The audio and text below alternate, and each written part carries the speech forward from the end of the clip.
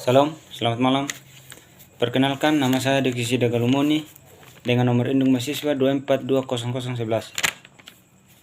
Tujuan saya membuat video ini untuk menyelesaikan salah satu tugas UAS mata kuliah Ekonomi Trika dengan dosen pengampu Elsa Christine Saragi, SPMP. Dalam video kali ini saya akan menjelaskan tentang uji asumsi klasik. Pengertian uji asumsi klasik.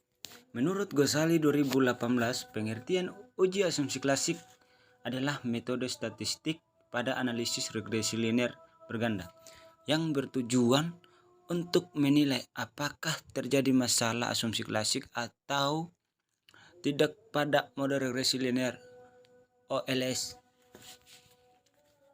Tujuan dari uji asumsi klasik adalah untuk menilai parameter penduga yang digunakan sahih dan tidak bias.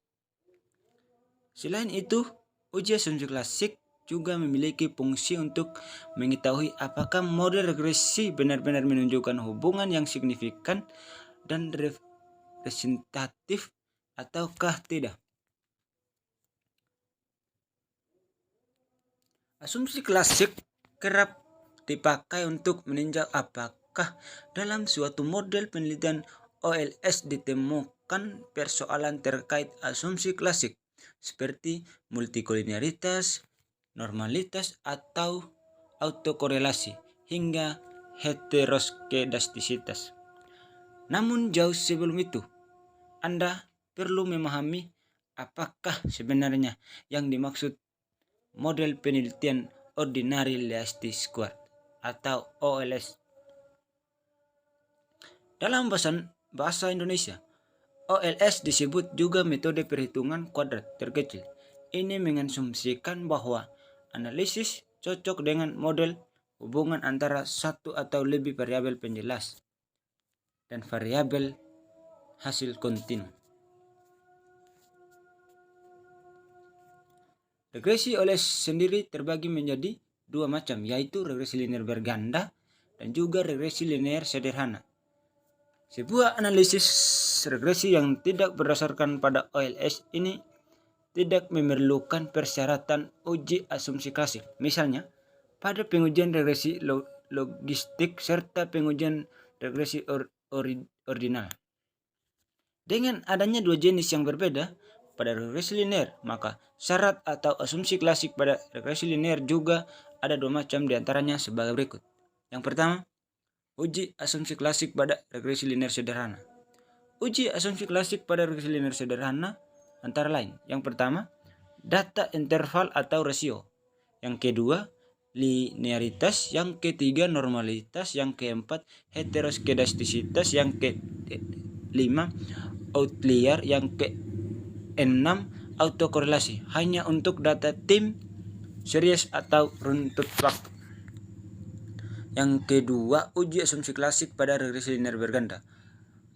Asumsi klasik pada regresi linear berganda antara lain. Yang pertama, data interval atau rasio. Yang kedua, linearitas. Yang ketiga, normalitas. Yang keempat, heteroskedastisitas. Yang kelima, outlier. Yang keenam, multikolinearitas. Yang ketujuh, autokorelasi. Hanya untuk data tim, series atau runtut waktu. Nah, konsep dasar uji asumsi klasik.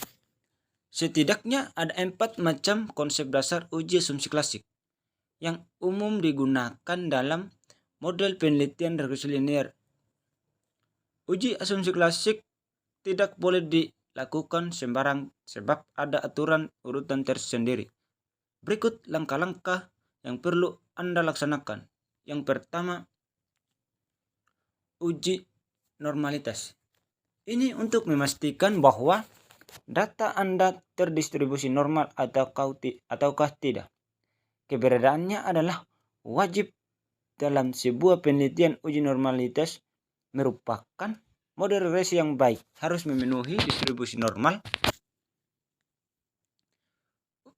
Ghazali 2017-145 menyatakan bahwa uji normalitas bertujuan untuk menguji apakah dalam model regresi variabel pengganggu atau residual memiliki distribusi normal. Model regresi yang dianggap baik adalah memiliki distribusi normal atau mendekati normal.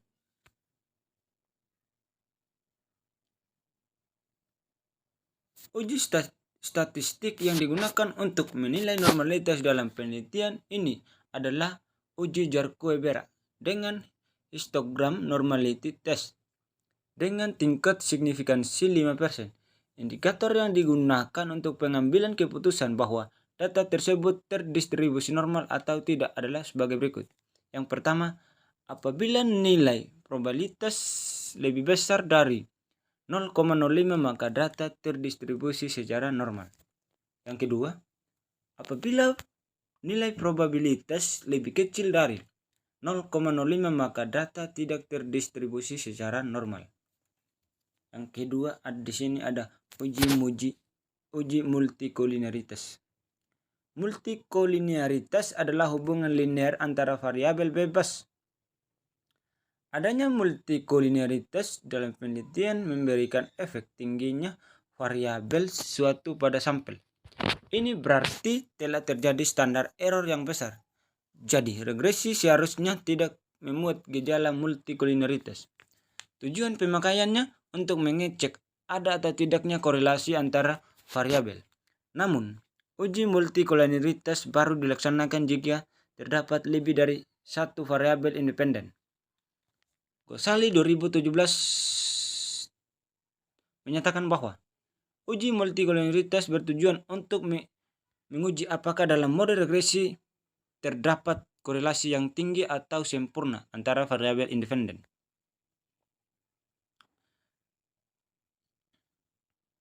Dapat dideteksi dengan menggunakan matriks korelasi dengan ketentuan sebagai berikut. Yang pertama, jika nilai matriks korelasi antara dua variabel independen lebih besar dari 0,90 maka terdapat multikolinearitas. Yang kedua, jika matriks korelasi antara dua variabel independen lebih kecil dari 0,90 maka tidak terdapat multikolinearitas.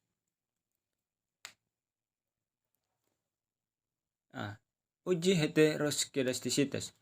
Pengujian yang ini dilakukan dalam rangka memastikan apakah model ada ketidaknyamanan varian residual antara pengamat dalam suatu model regresi. Model regresi yang baik tidak menimbulkan variasi berbeda antara lintas pengamat. Dalam hal ini, sebuah penelitian semestinya tidak mendeteksi adanya heteroskedastisitas. Gosali 2017 menyatakan bahwa uji heteroskedastisitas bertujuan untuk menguji apakah dalam model regresi terjadi ketidaksamaan varians dari residual satu pengamatan ke pengamatan lain yang konstan atau homoskedastisitas atau tidak terjadi heteroskedastisitas. Uji statistik yang digunakan untuk menilai heteroskedastisitas dalam penelitian ini adalah uji Brice-Pagan. Gosali 2017 menyatakan bahwa uji Brice-Pagan dapat dilakukan dengan meregres nilai absolut residual terhadap variabel independen lain dengan tingkat signifikansi 5%. Adanya heteroskedastisitas dapat diketahui dengan kriteria sebagai berikut. Jika nilai probabilitas variabel independen lebih besar dari 0,05 maka tidak terjadi heteroskedastisitas. Mungkin ini yang dapat saya sampaikan. Sekian dan terima kasih. Shalom.